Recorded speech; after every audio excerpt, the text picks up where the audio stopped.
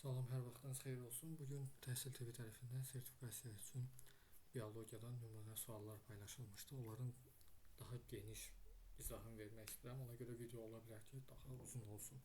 Bir-bir onun üçün izah verəcəm. Birinci sualdan başlayaq. Birinci sualda göstərilir ki, müəyyən bizə bir dəqiqə yaxınlaşdırım sualı. Deməli 1, 2, 3, 4, 5 əlamətə görə fərqlənən 2 orqanizm verilib və bunların çarpazlaşmasından maksimum neçə fenotip, genotip və kombinasiya alınır.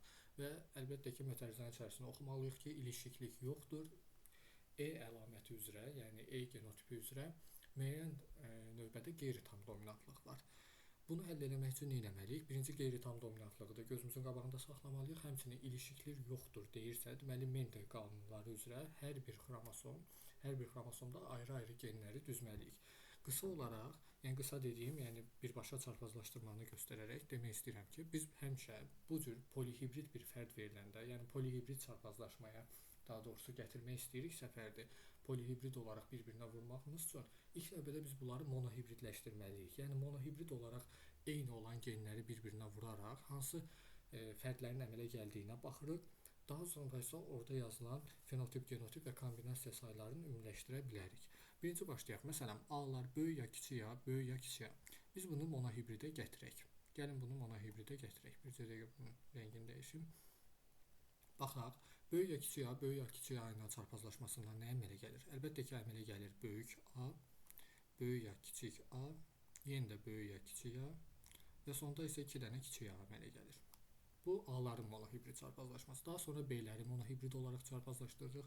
Ekranda gördüyünüz üçün yenidən təkrarlamıram. Böyük B, kiçik B. Buradan da əmələ gəlir kiçik B, kiçik B. Monohibridə davam edirəm. Bu səfər C-ləri çarpazlaşdırıram. Gördüyümüz kimi böyük C alınır. Daha sonra böyük C, kiçik C alınır monohibrid çarpazlaşma nəticəsində. D-lərə də eyni şəkildə baxıram. Böyük D, kiçik D ilə çarpazlaşmasından eyni şəkildə böyük D-lər və böyük D, kiçik D əmələ gəlir. Sonuncu olaraq Y-lərə baxıram və Y-ləri yazandan sonra bir məqama diqqət edirəm. Böyük Y, böyük E, kiçik Y, böyük Y, kiçik Y, sonda isə 2 dənə kiçik Y əmələ gəlir. Sadəcə burada diqqət edin ki, qeyri-tam dominantlıq var. Əlamətlərin bu yuxarıda gördüyümüz 4 əlamətlər tam dominantlıq şəraitindədir, amma sonuncu qeyri-tam dominantlıqdır. Qeyri-tam dominantlıqda da biz bilirdik ki, məsələn, gecə misalında baxanda, məsələn, deyək ki, bu qırmızı rəng idi. Bu böyük Y, kiçik Y bir yerə düşəndə əmələ gəlirdi burada qeyri-tam dominantlıq, yəni dominant fərd böyük Y geni kiçik Y geni üzərində, resessiv geni üzərində tam dominantlıq eləyə bilmirdi. Yəni orada artıq fərqli bir rəng ortaya çıxırdı. Sonuncu isə kiçik Y-lər ağ rəng kimi deyək ki, özümüzdə götürək. Yəni burada digərlərindən fərqli olaraq orada özünü göstərir. Fenotip, genotip, kombinasiya, fenotip, genotip, bir də kombinasiya sayına baxaq. Genotip sayından birinci F yazmışam, fenotip sayından başlayaq. Məsələn, bu üçü tam dominantlıq şəraiti olduğu üçün dominantlıq üstünlük təşkil edir. Sonuncu isə resessiv olduğu üçün burada 2 fenotip göstərilir. Yəni deyək ki, 2 rəng var. A-lar dominantdır, tam dominantlıqdır. Sonuncu da kiçik A resessivlər bir yerdə düşdüyü üçün fərqli bir rəng ortaya çıxdı. Deyək ki, 2 fenotip var. Genotipinə baxanda yenə də 1, 2, 1 nisbəti görürəm. Yəni 3 genotip görürəm burada. Kombinasiya sayda əmələ gələn fərdlərin sayına bərabər olur. Ona görə kombinasiyaya 4 yazdım. B-lərə baxıram. Böyük B, kiçik B bir fenotipdir. Kiçik B-lər, resessivlər bir fenotipdir. Yəni burada da 2 fenotip görürəm və 2 dənə fərqli genotip görürəm. 2 dənə də nə görürəm? Kombinasiya, yəni 2 dənə də fərd görürəm. C-lərə baxıram. Yenə də eyni şəkildə böyük C, kiçik C. Burada artıq mən bir fenotip görürəm. Çünki dominantlıq üstünlük təşkil edir, tam dominantlıqdır. Sonra 2 genotip görürəm. 2 dənə fərqli genotip görürəm. Kombinasiyada 2 fərq gördüyüm üçün 2 yazıram. D-lərdə də eyni C-lərdə olduğu kimi bir fenotip görürəm. Dominant əlamət üstünlük təşkil edir. İkincidə genotip olaraq 2 fərqli genotip görürəm. Fərd olaraq da 2 fərqli kombinasiya görürəm. 1, 2, 2 yazdım. Y-lərdə isə artıq mən daha diqqətli oluram. Çünki qeyri-tam dominantlıq var. Böyük Y-lər bir fərqli rəngdir. Böyük Y, kiçik Y artıq bir yerə düşdüyü üçün tamamilə fərqli bir fenotip verir. Kiçik Y-lərdə fərqli bir fenotip verdiyi üçün artıq burada 3 fenotip ortaya çıxır. Çünki yenə də deyirəm, qeyri-tam dominantlıqdır bu. 3 fenotip, yenə də genotipləri sayıram, görürəm böyük Y-lər. Bunlar 3 fenotip verdi, 1, 2, 1 nisbətində. Kombinasiya sayda digərində olduğu kimi 4 dənə olur, nə qədər fərd əmələ gəlirsə. Genetikada da biz bildik, toplama yox, mütləq şəkildə vurma var. 2-ni vururam 2-yə 4, 4-ü vururam 1-ə 4, 10-u da vurdum 1-ə yenə də 4, 4-ü vurdum 3-ə, bu elədi 12. Deməli burada fenotip 12-dir. Bu fərdlərin fenotip, genotip nisbətlərini istəyir. 12 fenotip. Genotiplərinə baxıram. 3-ü vurdum 2-yə 6, 6-nı vurdum 2-yə 12, 24. 24-ü də vurdum 3-ə, bu da elədi 72 genotip. Bunu da yazdım. Kombinasiya sayını da eyni şəkildə vuraq bir-birinə. 4, 8, 16, 32, 32 vurulsun 4, bu da eləyir 128. Bu da kombinasiyamızda elədi 128. 12, 72, 128. Cavabımız olur bu nisbətdə. Sadəcə variantlar olan hissəni göstərməmişəm. Bu oldu birinci sualın ətraflı izahı, bu şəkildə yaza bilərsiniz. Yəni vaxt aparan sualda əlbəttə ki, bunları monohibrid şəklində birinci yazmalıyıq. Amma əlimiz öyrəşəndən sonra biz avtomatik burada görürük də, yəni bunları yazmadan da mən avtomatik şəkildə də bunu yazıram. Sadəcə geniş şəkildə izah verdim. Digər suala keçək. Deməli, bu fərdlərin faiz nisbətini soruşur. Bu, yenə də ekranda gördüyümüz kiçik A-dan başlayan, digər isə böyük ya kiçik A ilə başlayan genotipli orqanizmlərin çarpazlaşmasından bizdə bu fenotipli fərdlər ümumi nəslin neçə faizini təşkil edir? Biz deməli ümumi nəslin sayını tapmalıyıq. Həmçinin fenotip olaraq bunu tapmalıyıq ki, orada 100-ə vuraraq sonda faizini tapaq. Gəlin baxaq. Yenə də neynəməliyəm? Monohibrid çarpazlaşdırmalıyam. Fərd həddən artıq böyükdür. 6 əlamət görürəm mən burada. Ona görə monohibridə gətirirəm. Yenə də böyük A, kiçik A-larla çarpazlaşanda böyük A, kiçik A-lar ortaya çıxır. Böyük A, kiçik A-lar ortaya çıxır. B-lərdə də çarpazlaşmada böyük B, kiçik B, sonra kiçik B-lər ortaya çıxar.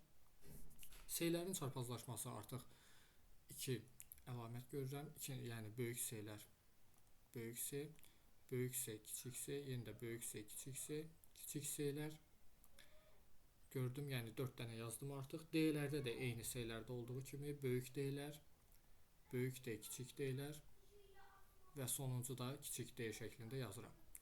Sonra gəlir E.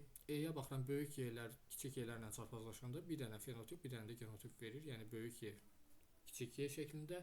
F-lər də C ilə D-də olduğu kimi böyük F, kiçik F, yenə də böyük F, kiçik F şəklində verir. Bunlarda kiçik F yazaq. Bunu da yazdım. Mən fenotipimi görürəm burada. Fenotipi dediyi üçün mən gəlin nəslə görə bu fenotipli orqanizmin yaranma ehtimalı nə qədərdir? Gəlin birinci onu tapam. Böyük ya, kiçik A-lar. Mənə böyük A, yəni dominant fenotipli fərdi soruşur da. Burada nə qədər görürəm mən fenotip? 2 fenotip görürəm. Bu 2 dənənin biri mənə bu dominant fenotipi verir. Böyük A-nı verir, görürsünüz. Aşağıda ikinciyə baxıram. Kiçik B-li fenotipi istəyir məndən. Böyük B, kiçik B-lər. 2 dənənin biri, hansı ki baxın burada gördüyümüz, mənə nəsildə istədiyi fenotipi verir. Yəni yenə də 2-də 1 yazıram. C-lərə baxıram. C-də mənə böyük C-ni soruşur. Burada isə nə qədər C var? 4 dənə C var nəsildə. 4 dənə C-nin böyük C üstünlük təşkil edən neçəsidir? Dominantı. Yəni 3 dənəsidir. 4-ün 3-ə yazdım burada da. D-lərdə də eyni şəkildə məndən böyük D-ni soruşur. Yenə də 4-ün 3-ə yazacağam avtomatik. Çünki dominant 3 dənədir burada. Sonuncu 4-cü resessivdir. E-lər bir dənədir. Bizdən elə böyük E-ni soruşur. Bir dənədir. F-lər isə 4 dənənin neçəsini soruşur məndən. Kiçik F-i soruşur. 4 dənənin biri, yəni sonuncusu nədir? Resessivdir. Ümumi nəslə nisbətini tapıram da mən burada. Nə edirəm? 2-də 1, 2-də 1 vurulsun 2-də 1. 10 da vururam 4-də 3-ə. 10 da vururam. Yenə də 4-də 3-ə. 10 da vururam. Burada 1-ə, 1-i yazın. Yəni yenə də yazım sizin üçün. Sonra 4-də 1-ə yenə də vururam. Neçə eləyir bu? 256-da 9 eləyir. 256-da 9. Bunlar arasında nə edirəm mənə? Nəyi soruşur bir dənə ki? Ümumi nəslin neçə faizini təşkil edir? Ümumi nəslin nə qədərmiş? 256 dənə fərd var imiş burada. Sadəcə o 256-nın içərisində 9 dənəsi bu fenotipi mənə verə bilər. Bu fenotiplə başlaya bilər. Bu fenotipli orqanizmlər ola bilər. Amma faizlə nisbətini soruşduğu üçün 100-ə vururam. 900-ü bölürəm 256-ya. Bu da təxminən 3,5. İndi cavablarda orada necə yazılacaqsa 3,5 faizlə tapa bilərəm. Yəni bu da vaxt aparan suallardandır. Amma yəni bir dənə düşsə heç bir problem olmayacaq sertifikasiyada. Bu oldu ikinci sual. Keçirəm üçüncü sual, hansı ki orada deyəsən ikinci sual olaraq verilmişdi. Bu sual. Bu sualda orada izahda, yəni qeyri-dəqiq bir izah idi mənə görə. Yəni sadəcə mən bilmədim nəyə görə bu cür yolla eləndi bu və tapılan cavab da yanlış cavabdır. Burada 4 fenotip, 4 genotip, 4 kombinasiya alınır. Nəyə görə? Çünki genlər ilişiklidir deyir. Gəlin yuxarı verin, burada yazaq. Genlər ilişiklidirsə biz bilirik ki, bu Morgan qanunudur. Morgan qanununa görə genlər eyni homoloji xromosomlarda, allel genlər eyni homoloji xromosomlarda yerləşir. Gəlin baxaq. Böyük A, kiçik A yazıram. Böyük A, kiçik A. Yazıram kiçik B, kiçik B. Böyük C, kiçik C. Sonra yazıram böyük D, böyük D. Böyük Y, kiçik Y. Bu oldu bir fərdim. Bunu yazdım. Bir fərd kimi bunu yazıram. İndi keçirəm digərini yazmağa. Burada biraz müəyyən qədər vaxtımız gedəcək. Böyük ehtimal videonu sürətləndirərəm. Digər fərdimi də yazıram. İndi dişi də erkəkdə hansıdır bilmirik orasını. Böyük A, kiçik A yazdım. Daha sonra yenə də böyük B, kiçik B yazıram. Sonra düşürəm böyük C yazıram. Genotipdə böyük C. Sonra düşdüm böyük D, kiçik D yazdım. Sonda y'lər də eyni şəkildə böyük Y, kiçik Y yazdım. Deməli diqqət edirik yenə də əlamətlər üzrə qeyri-tam dominantlıq Y-dədir və genlərdə ilişiklidir və ilişiklik pozulmamışdır. Bu sözlər artıq mənə Morgan çağırışı edir ki, bu Morgan qanununa gəlməlidir. Morgan üçün də mən bu cür yazmalıyam. Əlbəttə ki, Morgan qanununa görə bir homoloji xromosomda olan genlər bir qametə düşür, digər homoloji xromosomda olan genlər digər qametə düşür. Yəni qametdə burada gördüyünüz, baxın burada gördüyümüz hamısı bir qametə düşəcək. Burada gördüklərimiz də ikinci qametdir. Bu artıq oldu üçüncü qamet, bu da oldu dördüncü qamet. Yəni 4 dənə qamet əmələ gəlir burada. 4 qameti mən gəlim açıq aydın yazsam, tez yazaq, açıq aydın yazaq. Başqa rəngdə yazım ki, daha rahat görünsün. Açıq aydın yazıram. Məsələn, bu qameti yazıram. Böyük A, kiçik B, böyük C, böyük D, böyük Y. Bu oldu birinci qamet. Bu qamet. Bu fərdin verdiyi ikinci qamet hansıdır? Baxın, budur. Kiçik A, kiçik B, kiçik C, böyük D, bir də kiçik Y-ni verdi. Bu fərdim 2 dənə qamət verdi, yazdım. İndi bu digər fənnə keçirəm. İndi dişi də erkəkdə bilmirik hansıdır. İkinci fərdimin verdiyi qamət başlayır böyük A-la, böyük A, böyük B, böyük C, böyük D, bir də böyük Y. Fikir verin, hamısı burada dominantdır. Bu fərdimin ikinci qametini yazıram. Yəni bu söhbət buradan gedir. Kiçik A, kiçik B, sonra gələn nədir? Böyük C, kiçik D, kiçik Y. Bunları indi mən penlə cədvəli qurum, çarpazlaşdırım ki, daha aydın görək də burada nə var.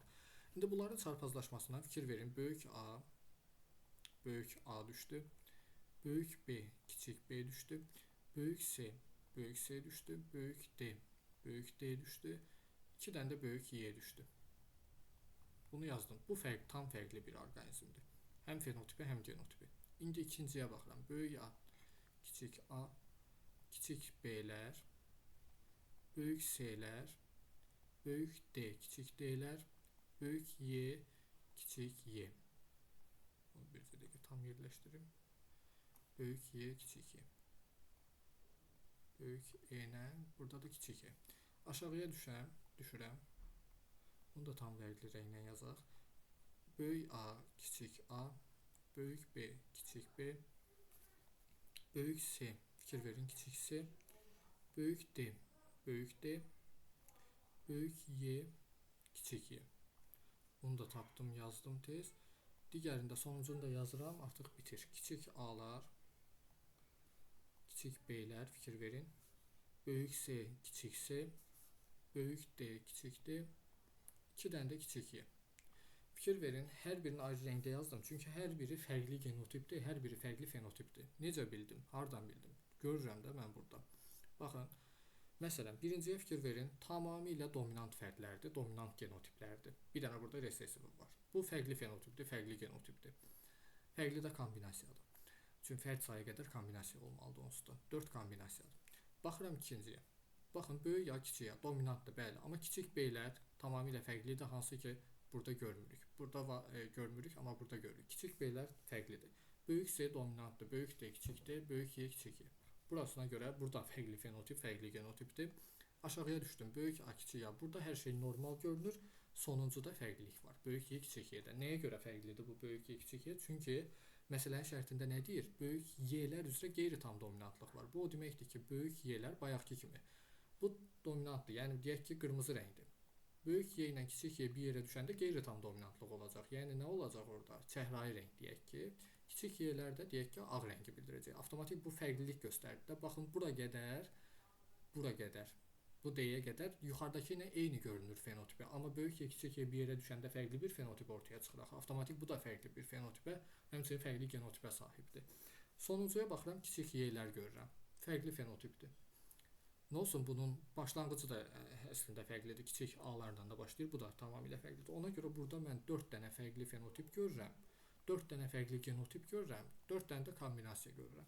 Ona görə 4-4-4 nisbəti olmalıdır cavab. Amma orada isə tamam fərqli cavab götürülmüşdü. Sadəcə Y-ləri nəzərə alaraq kim daha çox qamet verirsə deyəsən, ona görə belə bir izah verilmişdi. Yəni bunun düzgün izahının bu olduğu düşünürəm. Yəni yenə də fikirlərinizi bildirərsiniz. Bu da belə. Yəni mübahisəli olan vaxt aparan sual bu idi aralarında. Gedək digər suala. Görək burada nə deyir? Hə. Bu sualda qəşəng suallardandır. Sadəcə biraz qarışıqlıq var. Yəni izahda da vaxt çərçivəsində qısa izah edilməyə çalışıb. Ona görə gəlin mən tam ətraflı izah eləməyə çalışım. Deməli, ananın birinci qan qrupu, ata isə dördüncü qan qrupudur. Deyir ki, ailədə doğulan daltonik oğlan üçüncü qan qrupuna malik olmuşdur. Bunu biraz uzaqlaşdırım. Üçüncü qan qrupuna malik olmuşdur və hər iki valideyn normal görmə qabiliyyətinə malikdir. Nə bilim nə. Bunları ikisi də mən həmişə bunun tərəfdarıyam ki, qan qruplarını ayrı yazın. Daltonik digər xəstəliyi də ayrı yazın. İki xəstəlik verilirsə, ikisini də bir xromosomun üzərinə düzməyin və yaxud da bir autosom xromosomun üzərinə düzməyin. Onları ayrı-ayrı yazaq ki, gözümüzün qabağında konkret görünsün. Mən bunun tərəfdarıyam. Onun üçün özüm də belə yazıram. Ananın qan qrupu birinci qan qrupudur. Deməli, ana 0-0-dır. Atanın qan qrupu 4-dür. A-dır, B-dir. Biz bildik ki, qan qrupları autosom xromosomlarına ötürülən prosesdir. Yəni cinsi xromosomlara aidiyyatı yoxdur. Onun üçün mən bura X, Y yazmıram. Sadəcə mən bunun yanına işarə qoyuram ki, bu anadır, bu da atadır.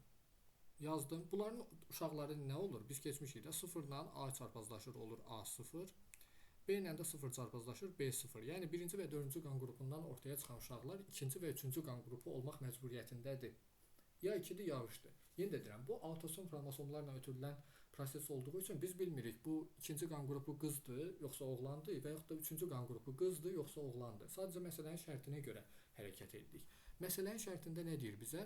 Doğulan daltonik oğlan üçüncü qan qrupuna malikdir. İndi deyir ki, oğlan üçüncü qan qrupudur. Bu oğlan üçüncü qan qrupu doğulan oğlan imiş. Amma qız da doğula bilər də üçüncü qan qrupunda. Biz dəqiq bilmirik. Sadəcə məsələnin şərtinə görə hərəkət edirəm yenidə. Deməli bu oğlan imiş. Bu oğlan imiş. Bu da qızdır. Amma bu da oğlan ola bilər, qız da ola bilər. Ona görə çünki məsələnin həllində bizə vacibdir bu. Bunu yazdım. Daha sonra yenə də oxuyuram, davam edirəm. Hər iki valideyn normal görmə qabiliyyətinə malikdirsə. Bu nə deməkdir? Daltonizm biz bildik ki, X xromosomu ilə ilişikli keçən xəstəlikdir. Yazıram ana. Burada yazıram ata. Yəni cinsi xromosomlarda olan xəstəlikdir. Ana da, ata da deyir ki, normal görmə qabiliyyətinə malikdir. Amma dünyaya gələn uşağa baxaq, daltonikdir.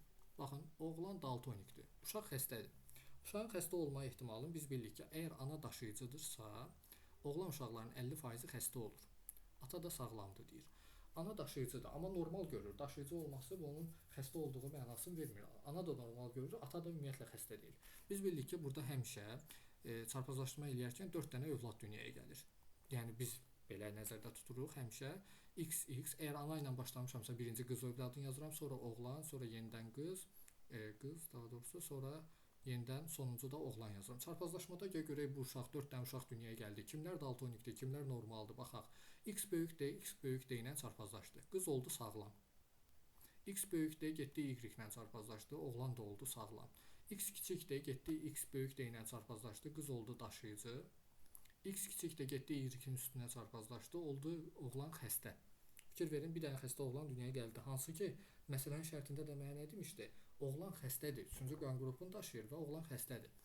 Ailədə növbəti doğulacaq uşaqlar haqqında verilən fikirlərdən hansı yanlışdır? Yanlışı axtarıram mən burada.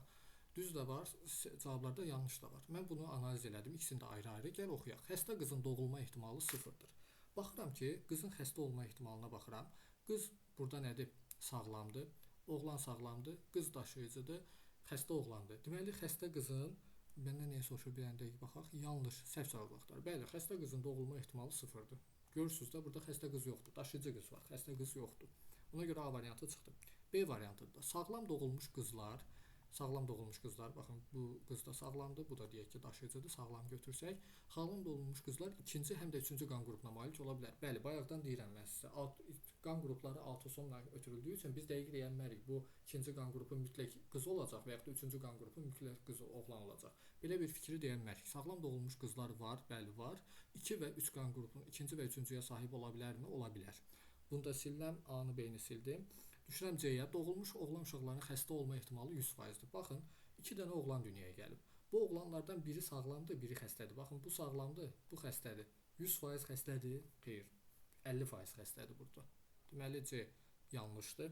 D-yə baxıram. Doğulmuş oğlan uşaqlarının sağlam olma ehtimalı 50%-dir. Bəli, görürsüz, 2 dənə oğlan doğulub.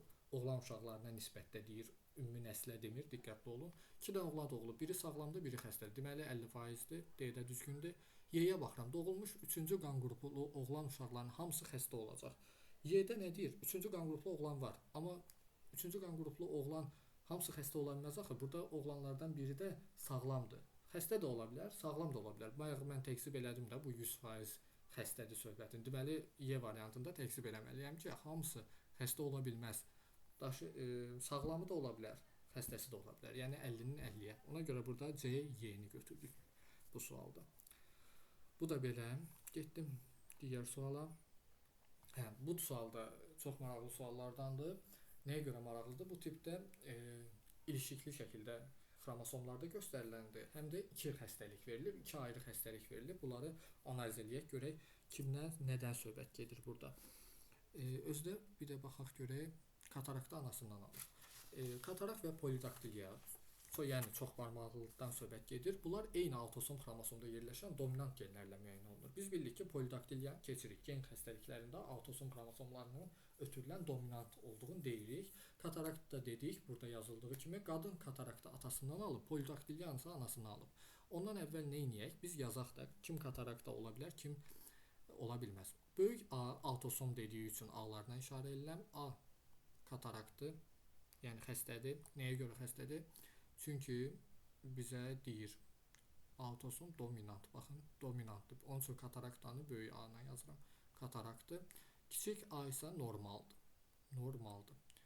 B-ləri yazıram. Böyük B polidaktilyadır. Poli yazıram. Kiçik B isə normal barmaqlılıqdır. Normal barmaqlıqdır. Nəyə görə? Yenə də deyirəm, autosomdur, dominantdır. Ona görə A və B-lərinə işarə edirəm. Bir dənə qadın düşündük ki, həmçinin ilişiklik pozulmamışdır deyir. Bu çox vacibdir. İlişiklidir. Yəni bir homoloji xromosomun üstündə yazaq ki, daha dəqiq olsun. Qadının xromosomlarını çəkirəm. Bu birinci xromosomu, bu ikinci xromosomu. Əlbəttə ki, qadının bir xromosomu, yəni xəstəliklərin bir yarısı anasından gəlir, yarısı atasından gəlir. Ona görə gəlin bu xromosomun üstünə bir dənə ana işarəsi qoyaq. Yəni qadın bu xromosomun da üstünə bir dənə ata işarəsi qoyaq ki, deyək ki, biri atasından gəldi, biri anasından gəldi. Görək hansıları anadan, hansıları atadan gəlir. Qadın kataraktı atasından alıb. Bax, böyük A-nı qadın atasından alıb. Böyük A-nı yazdım atanın üstünə. Polidaktilyanı isə anasından alıb. Böyük A-nı atasına yazdımsa, anasından gəlməyib ki, deməli böyük A-nın qarşısında nə olacaq? Kiçik A olacaq da. Daha gedib allel genlər qoymalıyıq da, B-yə yazan bilmərik axı qarşısına. Sonra nə deyir? Bir dənə də baxaq. Qadın katarakta atasından, polidaktilya isə anasından alıb. İndi polidaktilya anadır.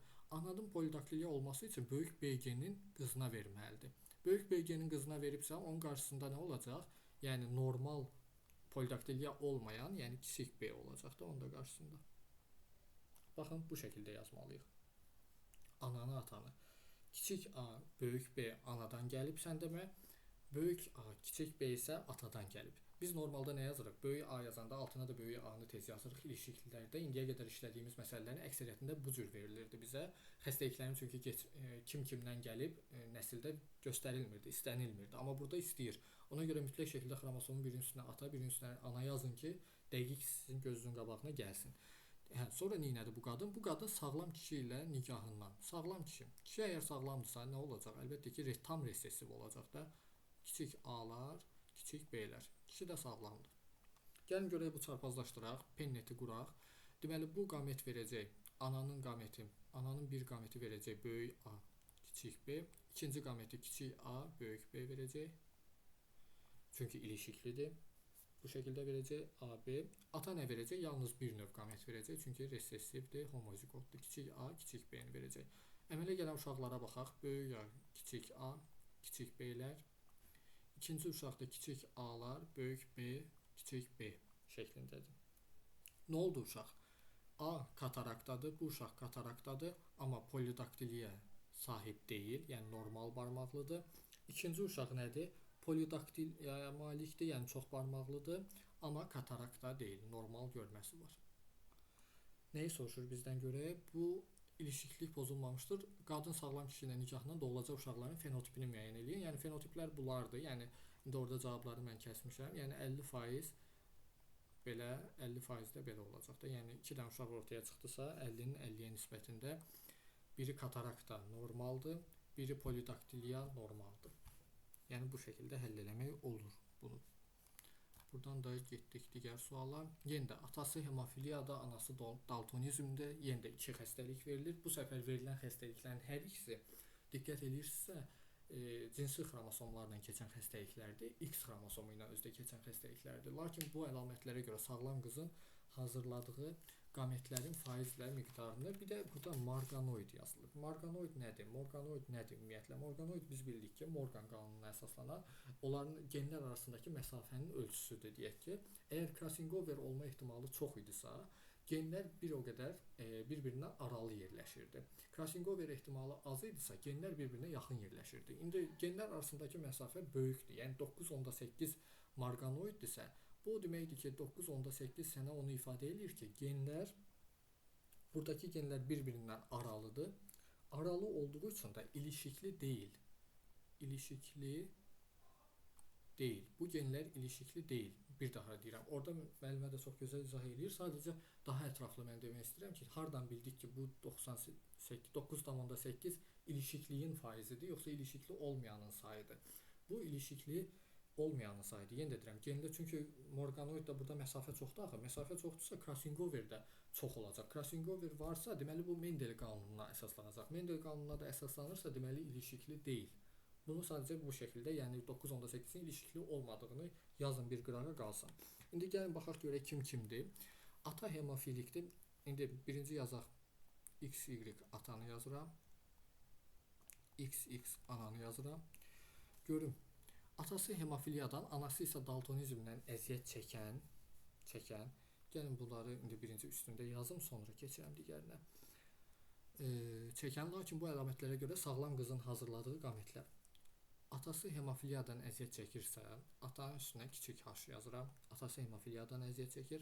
Anası isə daltonizmdən əziyyət çəkirsə, 2 dənə kiçik D yazıram. Çünki daltonizm X xromosomuna ilişikli şəkildə, resessiv bir şəkildə nəsildən nəslə keçən bir xəstəlikdir. Bunu yazdım, sadəcə qoydum qırağa. İndi mənə nə lazımdır? İlişikli olduğu üçün burada qametlərin faizlə miqdarını hesablayın. İlişikli, aslında deyirəm axı, bunlar ilişikli keçən xəstəliklərdir. Onun üçün gəlin bunları tam bir xromosomun üstündə yazaq. Yenə də qızı əmələ gətirən genlərə baxıram. Deyir ki, lakin bu əlamətlərə görə sağlam qız dünyaya gəlib. Ata hemofilikdir, ana daltonizmdir, amma qız nə daltonikdir, nə hemofilikdir. Deməli bu qız necə olar? Bu qametlər necə paylanar? Yenə də bayaq yazdım sizə. Qadın işarəsini qoy, qızın bir xromosomu, yəni bir əlamətləri anasından gəlsin, digər əlamətləri də atasından gəlsin. Amma görək necə gəlir. Əgər qız hemofilik deyilsə, hemofiliya da kimdədir? Atasındadır. Amma qız hemofiliya deyil. Deməli qız ana tərəfdən böyük H geni alıb. Ata tərəfdən isə avtomatik kiçik H genini alacaq. Daşıyıcı olacaq qız. Amma xəstə olmayacaq, sağlam qızdır deyir bizə. İndi yenə də baxıram. Qız daltonik deyil. Daltonik deyilsə, amma ana tərəfdən nə ala bilər bu? Ana tərəfdən alacaq mütləq şəkildə daltonizm, kiçik D-ni alacaq. Başqa yolu yoxdur. Ana çünki xəstədir. Ana xəstə olduğu üçün ana tərəfdən kiçik D-ni alacaq. Amma qız xəstə deyil. Qız xəstə deyilsə, deməli atası bunun xəstə deyilmiş də. Ata tərəfdən isə böyük D-ni alacaq. Baxın bu şəkildə yazılsınız mütləq şəkildə. Böyük H yenə də deyirəm, anadan böyük H aldı. Nəyə görə anadan böyük H aldı? Çünki ana hemofilik deyil, ana daltonikdir. Ata isə daltonikdir, kiçik H aldı. Və yaxud da elə birinci atadan gəlin kiçik H yazın. Amma bizə məsələdə nə deyir? Deyir qız sağlamdır. O kiçik H-ın qabağına siz kiçik H yaza bilmərsiniz ki, o kiçik H-ın qabağına böyük H yazmalısınız ki, çünki qız sağlamdır. Məsələnin şərtində bunu deyir sizə. Ona görə həmçinin bu xəstəliklər ilişikli sürətdə bir-birindən ötürüldüyü üçün eyni homoloji xromosomun üzərində yazıram. İndi bu qız neçə dənə qamet verər? 2 dənə qamet verər də, ilişikli 2 dənə qamet verər. Böyük H-ı verər, bir də kiçik D-ni verər. Bir qametdə ilişikli sürətdə verir bunu. Kiçik H-la böyük D də bir qametdədir. Yenə də deyirəm, bu qametlər nədir? İlişiklidir. İlişikli. Buna diqqət edin. Getdim. Digər tərəfə baxıram. Gedək digər tərəfə baxaq. Qametlərin faizi, lakin bu əlamətə görə sağlam qızın hazırladığı qametlərin faizlə miqdarını hesablayın. Biz bu ilişikliyi tapdıq. Bəs ilişikli olmasa, yəni Morganoidə görə bu genlər arasında məsafə də var. Morganoidə görə gəlin hesablayaq. Biz bildik ki 100 bizim standart rəqəmimizdir. Yəni 100% ölçülür hər şey. Təbiətdə 100-dür bu. Aralarındakı məsafə 9.8 olarsa, yəni ilişikli olmayan 9.8 olarsa, ilişiklilik nə qədər olar burada? Əlbəttə ki, bu eləyər 90,2. Bu eləyər ilişikli. Baxın, buna D yazıram, yəni ilişikli deyil. Buna da ilişik yazıram ki, bu 90,2 ilişiklidir. İndi məntiqlə düşünün, 90,2 ilişiklidirsə, bu böyük H kiçik D, hansı ki baxın burada göstərdiyim, bunların faizi neçə olar? Əlbəttə ki, mən bunu 2-yə bölərəm. 90,2-ni bölərəm 2-yə, bircə dəqiqə bölək, bölərəm 2-yə, bu eləyər 45,1. 45,1. Gəlin bir dənə də yazaq bunu. Böyük H, kiçik H, Mendel qanununa görə yazıram. İlişikli deyili də sübut eləmək üçün, ilişikli olmayan hissəsini də sübut eləmək üçün böyükdür. Çünki ümumi qametlərin faizlə miqdarı, qızın hazırladığı qametlərin faizlə miqdarını soruşur məndən. Bunların əmələ gətirdiyi 4 dənə olur da. Biz bildik böyük H böyükdür, yəni dihibrid çarpazlaşma kimi də. Böyük H kiçikdir, kiçik H böyükdür, kiçik H kiçik D-ni verər. D-ni belə yazaq. Mən bayaq dedim, baxın, ilişikli olana baxın. Böyük H kiçikdə ilişiklidir. Bu ilişiklidir. Bir də kiçik H kiçikdə ilişiklidir.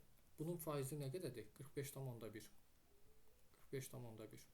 Bu da 45,1-dir. Amma ilişikli olmayanlar deyirlər 4,9-dur. 4,9 budur.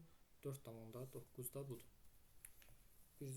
Bu hardan necə tapdıq? Bayaq dedim, baxın. 90,2-ni böldüm 2 yerə. Nəyə görə 2 yerə böldüm? Çünki baxın, bura düşməlidir. 45,1 bura düşməlidir.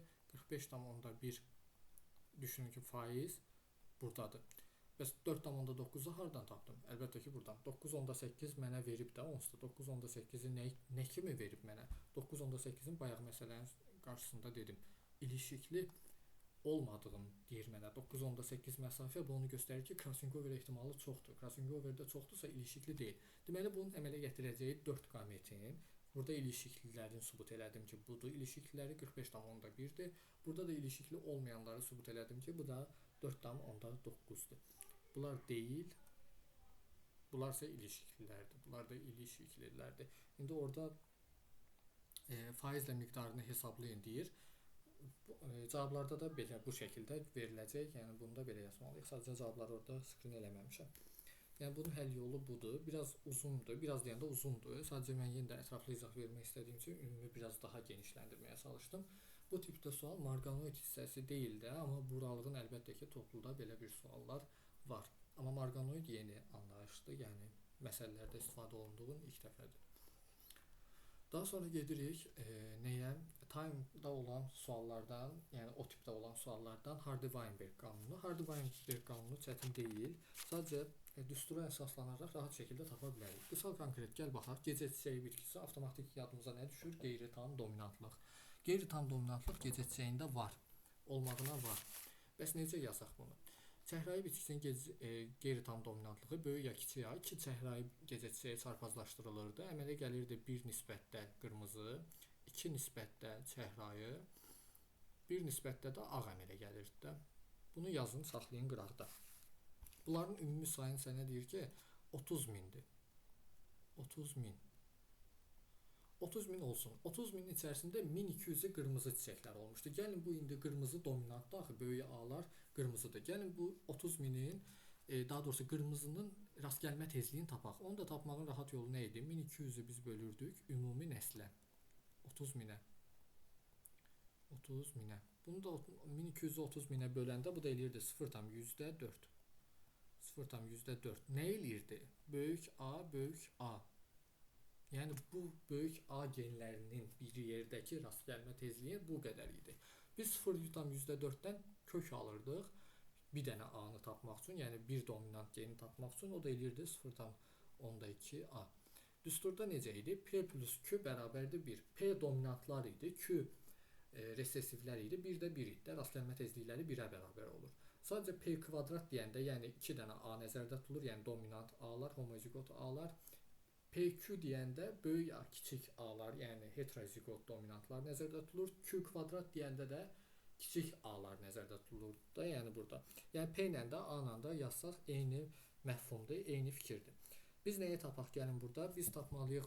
P-ni tapdıq artıq, yəni böyük A-nı tapdıq. Gəlin yazaq tez. P plus Q bərabərdir 1. P böyük A-dır, Q isə kiçik A-dır. P-ni tapmışam. 0,2 plus Q bərabərdir 1-ə. Buradan gəlin Q-nü tapaq. Yəni 1-dən 0,2-ni çıxaq və yaxud da 0,2-dən 1-i çıxaq. 0,2-dən 1-i çıxsaq eləyir 0,8. Q-nü tapdım 0,8. Q-nün kvadratı da avtomatik 0,64 eləyər. Çünki düsturumda var. Məndən isə nəyi soruşur? Populyasiyada çəhrayı gecə çiçəyi bitkilərinin faizlə miqdarını. Heç ağı soruşmur, qırmızını soruşmur. Düsturum necədir? P kvadrat plus 2PQ plus Q kvadrat bərabərdir 1-ə. Sizə bunlar lazım deyil. P kvadratla Q kvadrat lazım deyil. 2PQ-nün faizlə miqdarı lazımdır. 2 vur P, P-nin neçə idi? 0,2, yəni böyük dominant əlaməti 0,2. Onu da vuraq Q-yə. Q neçə idi? 0,8 idi. Vurdum 0,8-ə. Bu neçə eləyir? 0,32. İndi 0,32 bunun 2PQ-nün, yəni çəhrayının rast gəlmə tezliyidir. Baxın, bunun rast gəlmə tezliyidir. Faizlə miqdarını soruşursa 100-ə vurun. Bu da eləyər 32%. Sayın soruşsaydı, ümumi nəslin sayına, yəni 30 minə vurardıq, o da eləyərdi 9600. Yəni burada məsələdə 32-ni soruşur. Sadə time-da var bu tip suallar, yəni sadə Hardware-bir sualdır. Yəni bu digərlərinə baxanda rahatdır. Keçək yenidən ilişikli irsiyyət, yəni cinsiyyətin genetikasına aid, qulaqda tüklülüyə aid, xəstəliyə aid, daha doğrusu sualdır. Bunu necə eləyək, necə baxaq buna? Bu da rahat sualdandır. Hipertrixoz olaraq verib, yəni mötərizədə də yaxşı yazıb ki, qulaqda tüklülükdən əziyyət çəkən ata var. Sonra polidaktilyadan əziyyət çəkən ana var.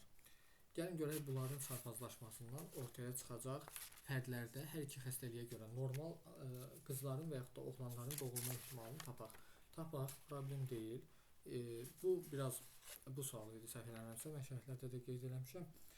Digərlərinə baxanda biraz daha qarışıq idi. Nəyə görə? Çünki həm qızları istəyirdi, həm oğlanları, yəni polidaktilyanın olma ehtimalı və yaxud da sırf nədir burada göstərilən polidaktilya, bir də qulaqda tüklülüyün olması və s. bunları biraz qarışıq göstərirdi bizə. Ətraflı izah verəcəm yenidə. Mən bilirəm ki, qulaqda tüklülük Y xromosomu ilə keçən xəstəlikdir və resessivdir.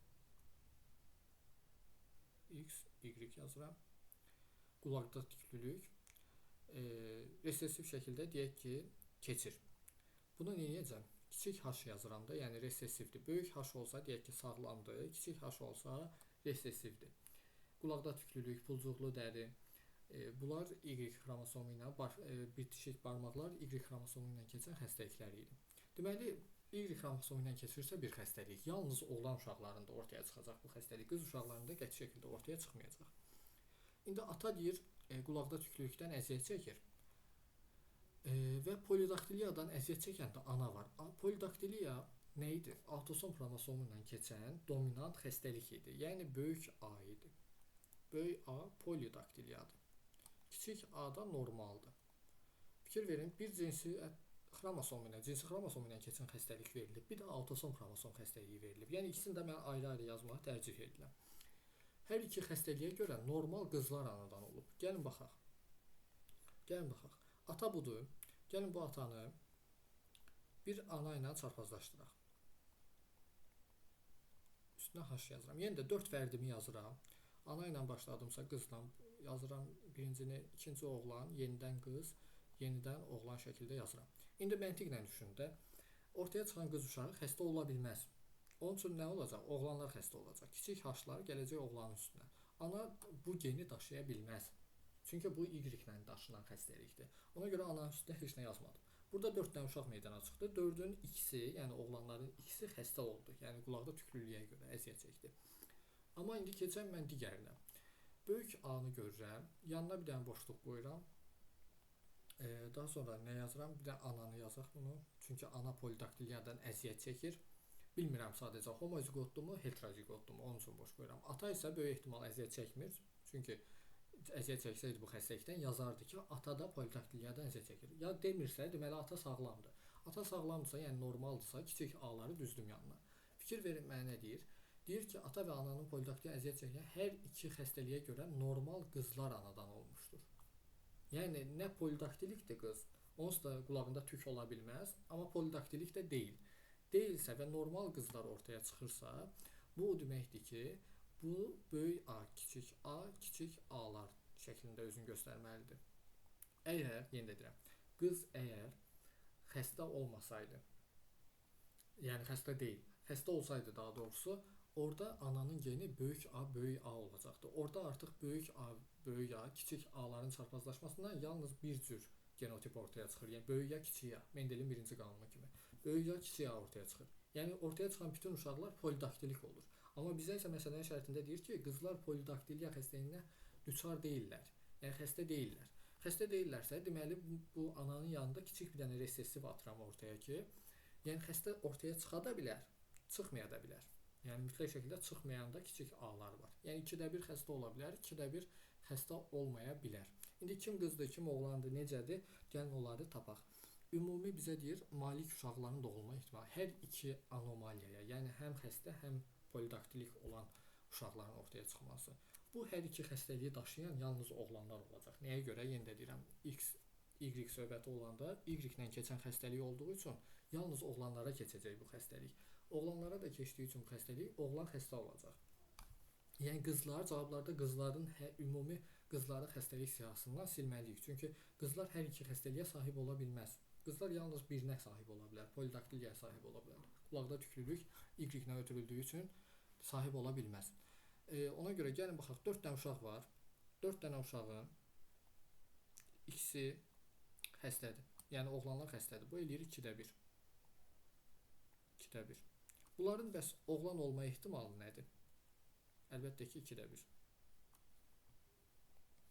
Bu eləyir, üzrə gəlin, tam ümumini birinci yazaq, sonra o birisinə keçək. Ümumiyə baxıram, 4 dənə uşaq dünyaya gəldi. 4 uşağın neçəsi xəstədir burada görürük. 4 dənənin cəmi ikisi xəstədir. Oğlan qızın söhbətinə baxmıram. 4 dənənin ikisi xəstədir. Bəs polidaktiliyaya görə neçəsi xəstədir burada? Böyük ya kiçik A xəstədir. Yəni 2-də 1-i xəstədir. 4-də 2 vurulsun 2-də 1. 4-də 2 bunlar ixtisar gedir 2-də 1. 2-də 1 vurulsun 2-də 1. Bu da eləyir 4-də 1. İndi 4-də 1 insan, ümumi insanı nəzərdə tuturam. İnsan hər iki xəstəliyə görə xəstədir. Yəni ümumi 4-də 1-i, əmələ gələn uşaqların 4-də 1-i hər iki xəstəliyi daşıyır. Hər iki xəstəliyi daşıyır. Ümumidən söhbət gedir. İndi gəl hər iki əlamətə görə daşıyan qız və yaxud da hər iki əlamətə görə oğlan varmı? Oğlan ola bilər. Amma hər iki əlamətə görə qız o xəstəliyi daşıya bilməz. Gəlin oğlana baxaq. İndi 2 dənə oğlan var da burada. İkisi də xəstədir. Nə götürürəm? 2-nin 2-yə nisbəti, yəni 1 eləyir bu da. Qulaqda tüklülüyə görə xəstədir. Oğlanlardan indi bu autosom xromosomdan keçən xəstəlikdən bunun cinsi yoxdur axı. Biz ona görə 2-də 1 oğlan, 2-də 1 qız kimi nəzərdə tuturuq. Yəni oğlan xəstə də ola bilər, sağlam da ola bilər. Ona görə 2-də 1 götürürəm. Bu da eləyir 2-də 1 oğlan polidaktilikdir. Həmçinin 2-də 1 oğlan nədir? Qulaqda tüklülükdən əziyyət çəkir. Qızlar isə yenə də deyirəm, cavabda qızları çıxırıq, çünki qızlar qulağı tüklükdən əziyyət çəkə bilməz. Qızlarda necə götürürəm? Yenə də baxırsan ki, burada yoxdur. Burada xəstə yoxdur. Ona görə bunu götürmürəm. Polidaktilik qız ola bilər. Yenə də 2 dənə görsən, biri xəstədir, biri sağlamdır. Qız olma ehtimalı nədir bunun? 2-də 1-də. Yəni bu xəstənin biri qız ola bilər, biri oğlan ola bilər. Ona görə qızlarda da 2-də 1 xəstə ola bilər. İndi orada cavablar verilmişdi variantda.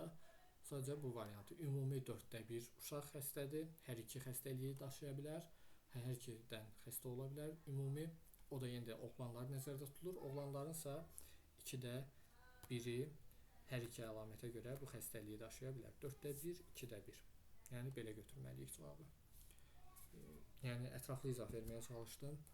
Bu da belə, yenə də uzun sualdır və həm cinsi, həm altosomu ayrı-ayrı hesablamaq istər-istəməz vaxt aparır. Yəni burada da yenə də Hardy-Weinbergə aid məsələdir. Əhalisi 600 min olan şəhərdə görək nə deyir? 100 kişidən biri X xromosomu ilə ilişikli keçən resessiv genlə ötürülən və yaxud da X xromosomu ilə ilişikli resessiv, deməli hemofiliya nəzərimizdə tutaq ki, bu xəstəliyə düçar olub. 600 min insan varsa və deyir ki, bizdə bu şəhərdə kişi ilə qadının nisbəti eynidir.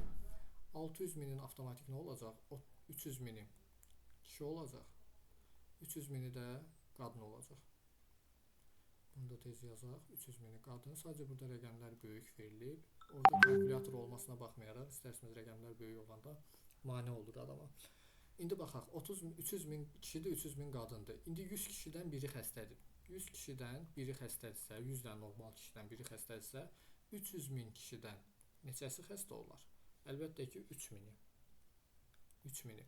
Amma kişinin 3 mini xəstədirsə, bu nə deməkdir? X kiçik h, Y daşıyır da. Deyək ki, hemofiliyadır, resessivdir, X ilə ilişikli keçir. Kişi ya xəstə ola bilər, ya sağlam ola bilər. Deməli, kiçik h-ın sən birini tapdın. 3 minin içərisində rast gəlmə tezliyini indi tapanda, yəni bir dənə h tapmışıq. İndi bu kişilərin rast gəlmə tezliyini tapırıqsa, nə edəcəm? 3 mini böləcəm ümumi kişi sayına. 300 minə. Bu da eləyəcək sıfırların miqdarı 0,100 h. Yəni bir dənə h.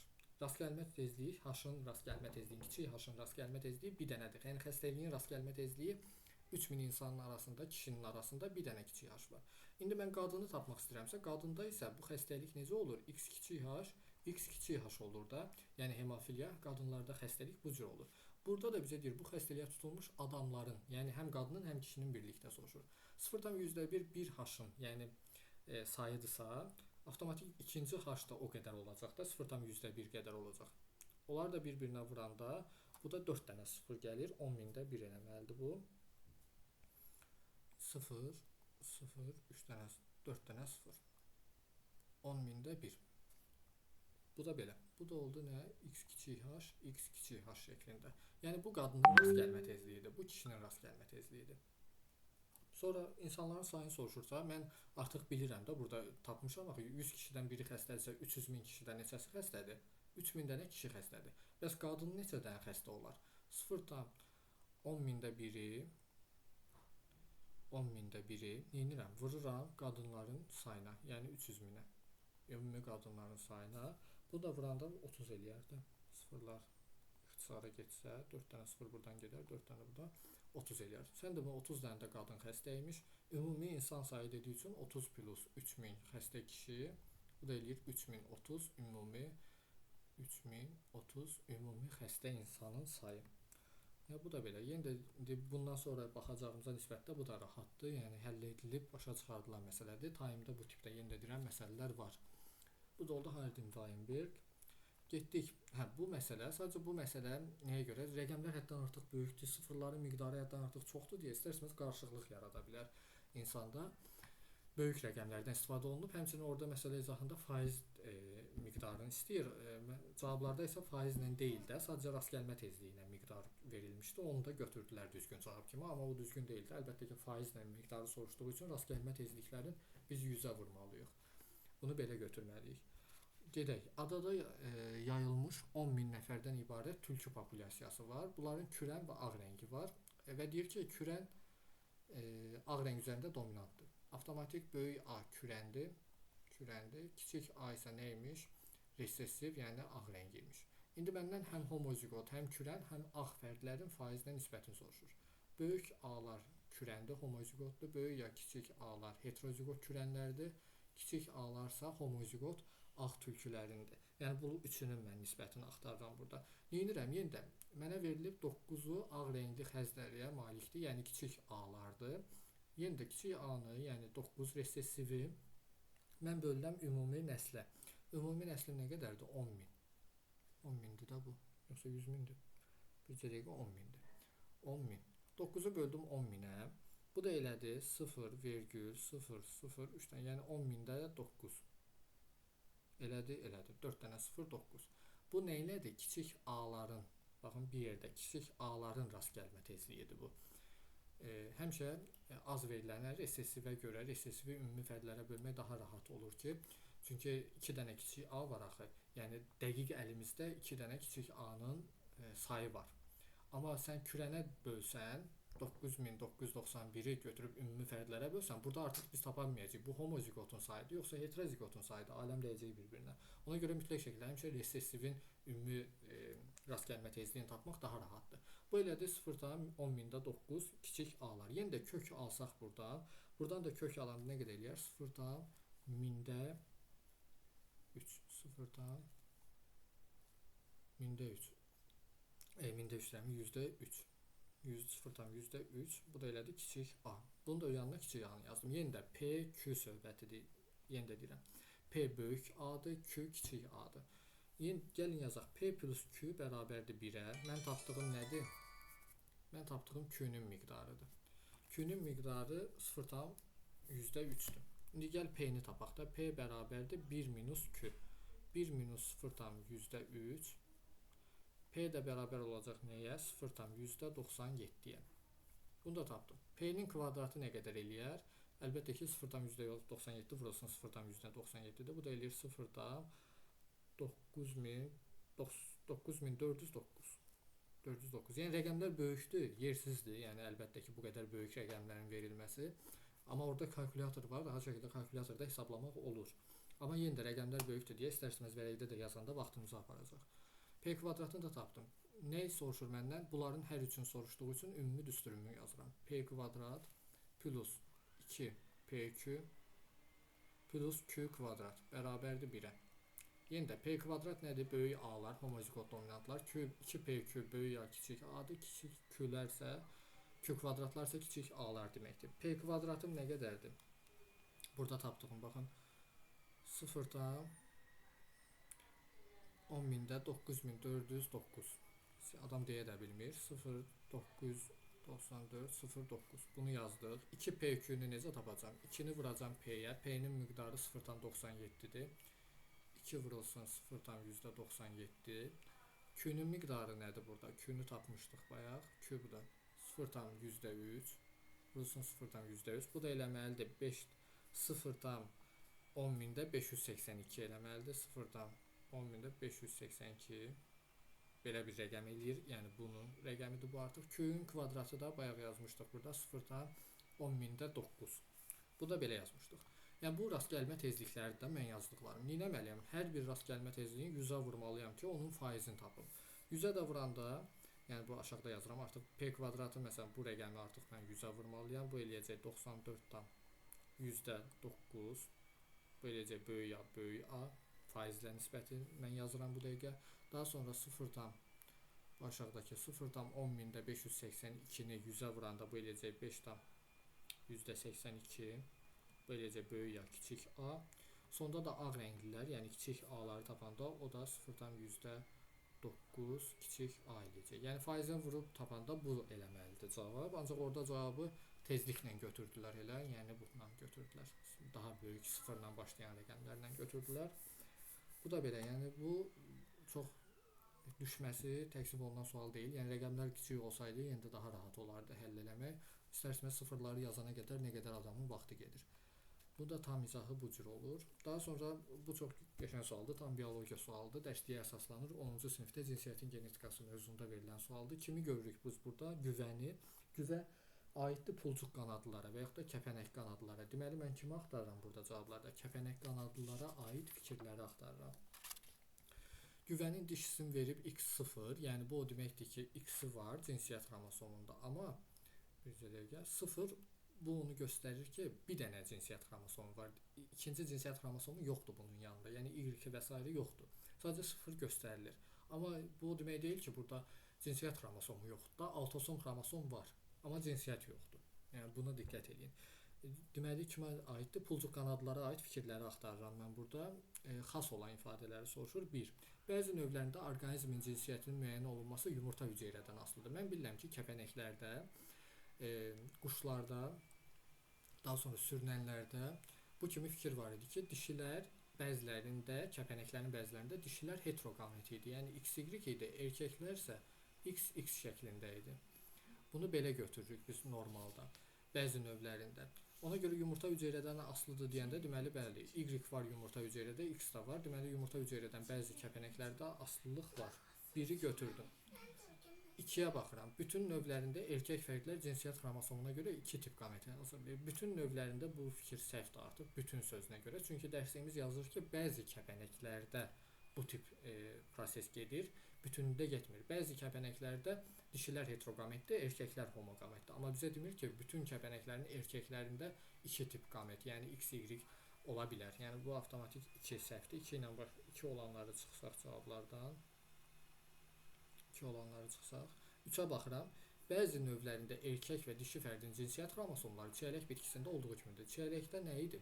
Çiyələk dişiləri XY idi, erkəkləri XX idi. Bəli, bəzi növlərində bayaq da dedim, kəpənəklərdə bu kimi hala rast gəlinir. 1-3 ilə başlayanı götürdüm. Deməli cavabım C variantı eləyir. Bir də 4-ə baxaq. Müxtəlif növlərində dişi fərdlərin genotipi XY və yaxud da X0 ola bilər. Buradan da göründüyü kimi və müxtəlif növlər deyirsə, söhbət kimdən gedir burada? Əlbəttə ki, bir dənə baxaq dəqiq. Dişi fərdlərin genotipi XY. Bayaq dedim, dişi fərdin kəpənəklərin bəzilərində dişi fərdlər XY ola bilər. Amma erkək fərdlərdə isə X0 ola bilər. Bəzi növlərində buna rast gəlinir. Ona görə bunu götürə bilmərik biz. Bunu bir mənalı şəkildə bu cür götürdüm. 1, 3, 4-ü düzgün kimi götürdük. 5-ə baxaq. X0 genotipli dişi fərdin hazırladığı cinsiyyət xromosomu olmayan qametlərdə autosomda olmur. Bayaq dediyim fikir, hansı ki, cinsiyyət xromosomu olmaya bilər, amma autosom xromosomlar var burada. Yəni 5-i də ona görə çıxdım. 1, 3, 4 düzgün cavabımdır. Bu da elədi C variantı. Sonra görək hansı sual qaldı. Sonra qalan suallar seleksiya sualdır. Seleksiya sualları rahat idi. Yəni heç birində çətinlik yox idi. Yəni dimə aid suallar idi. Dölsüzlüyü Karpachenko metodu ilə götürülən növlər arası hibridin tetraploid tetraploidində 56-dır. Bu bitkinin əmələ gəlməsində spermin, nə bilim. Biz bunu necə götürürük? 4n bərabərdir. 2n plus 2 ilə istifadə edirik həmişə. Düsturumuz budur Karpachenko metodunda. Baxaq, növlərarası hibridin tetraploid dəsti 56-dır. Bax, 4n 56-dır, özü də yazıb.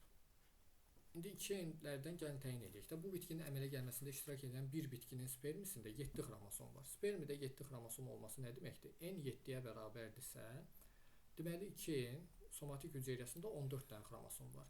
Bu bitkilərdən biri deməli erkək bitkidir. Erkək bitkinin də diploidində 14 dənə xromosom var. Digər 2n-i tapa bilərikmi? Əlbəttə tapa bilərik. 56-dan mən çıxaram 14-ü ki, digər dişi bitkinin hansı bitki olduğunu mən təyin edeyim. Onu çıxmasa, mən artıq bilmərəm ki, burada bu dişi bitkidir, yoxsa bu erkək bitkidir. Avtomatik də bu 14 digərdirsə, o birisi də neçə eləyər? 42 eləyər. Bu da eləyər 42. Yəni bu 2n-də 42 imiş və dişi bitki imiş. Baxaq, düz çıxdıq. Bu onu yazıram erkək bitki, buna da yazdım dişi bitki. Həmçinin diqqətli olun ki, növlər arası hibriddən söhbət gedir. 2 dənə fərqli növdən söhbət gedir. Bunu da tapdım. Digər bitkinin rüşeym hissəsində, hansı ki, söhbət bundan gedir, rüşeym hissəsində 2 qat mayalamada bilavasitə iştirak etməyən hüceyrələrin xromosom cəmi nə olar? Deməli, bu bitkinin 2n-i 42-dir. Bəs n-i neçədir? N-i əlbəttə ki, 24-dür. 24 deyirəm, 21-dir. N-i 21-dir. Rüşeym hissəsində biz bildik ki, 5 dənə hüceyrə var ki, hansı ki, haploid xromosom dəstinə malikdir və onların heç biri mayalanmada iştirak eləmir. Baxın, belə olur. 21, 5 dənə. 5 vur 21, yəni bunların xromosom sayını soruşduğu üçün 105 dənə, yəni 5 hüceyrədə ümumi 105 dənə xromosom olar. hansı ki mayalanmada iştirak eləmir. Mayalanmada iştirak edən mərkəzi hüceyrədir, o 42-dir, ortadadır. Bunlar burada bir dənə də hüceyrə olurdu ki, bax kiçik hüceyrə, o da 21 dənə yumurta hüceyrə idi. Yumurta hüceyrə ilə mərkəzi hüceyrə mayalanmada iştirak elədiyi üçün onları götürmürük. Bunu da söz olaraq həmişə deyirik də, bir hüceyrənin daxilində 5 dənə hüceyrə mayalanmada iştirak eləmir. Bu da belə 105, bunu yazdıq. Getdik daha sonra yenə də Karpachenko verilmişdi. Bu da yenə də topluda var belə bir sual. Birinci bitkinin hər hansı bir bitkidir. Birinci bitkinin endospermi. Endosperm bilirik ki 3N'dir. Anafazada nə olur? 2 dəfə xromosom sayı artır, olur 6N və 6N-də deyir ki 48 dənə sən xromosom görürsən. Görürsən də görək. N-i tapaq, N eləyir 8. N-i tapdıqca 2N-i də avtomatik tapaq. 2N də eləsin 16. Bu oldu birinci bitki. İkinci bitkinin yarpaq hüceyrəsi. Yarpaq bilirik ki somatik hüceyrədir. 2N-dir. Anafazada nə olur? 4N. 4N-də deyir ki 44 dənə xromosom gördüm. Deməli yaxşı edib görüb. 4-ündə də N-i də nə olar burada? 11. 2N-də avtomatik nə olar? 22. Bunu da tapaq, qoyaq kənara.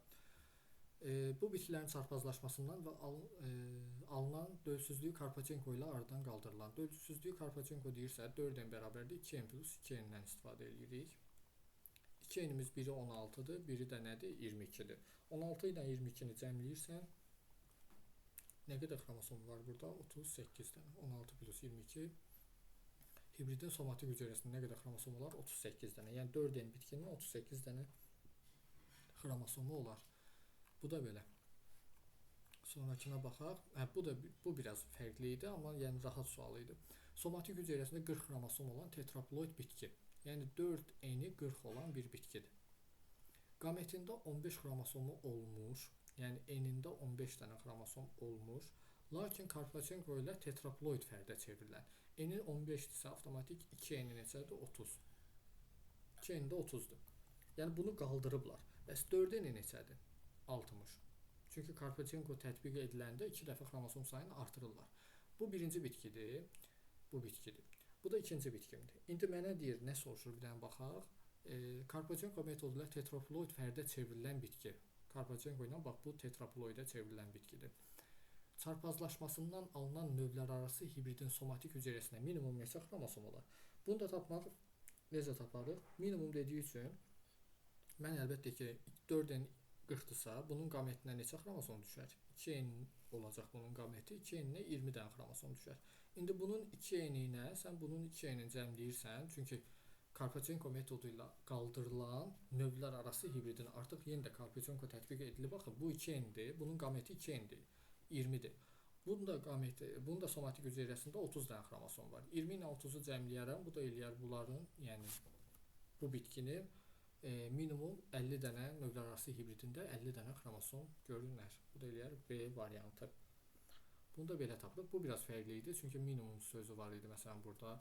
Həmçinin bir bitki burada qeyd edilib ki, elə tetraploid bitkidir. Nə olsun tetraploiddir? Biz onun tetraploid olsa da biz onun qametin 2N kimi götürməliyik. Bu bitki isə qametində 15-dir, amma Karpachenko tətbiq edilsə də, edilməsə də bunun somatik hüceyrəsində 30-dur. 30-la mən neyniyərəm? Heç 60-ı yazmağa ehtiyac yox idi. Burada sadəcə yazdım mən də. 30-la neyniyərəm? 20-ni. Yəni 2N plus 2N bərabərdir 4-ə. Onu cəmləyərəm ki 50 tapılsın. Bunu da belə yazdıq. Son suala da baxaq, görək nə deyir. Son sualda əslində orada görək çarpazlaşmasından, bu birinci verilən sualdır. Bunu izah elədim, səhv eləməmsə. Bir də baxaq dəqiq. Bunu izah elədim. Bunu izah elədim. Qeyri-tam dominantlıq mövcuddur. Sadəcə 2 dəfə düşüb bura. Yəni baxın dəqiq. Bəli, bunu da izah elədim. Yəni bu tam olaraq izah budur. Bilmirəm çox uzun çəkdi ya yox. Yəni bütün sualları izah eləməyə çalışdım tam xırdalığına qədər.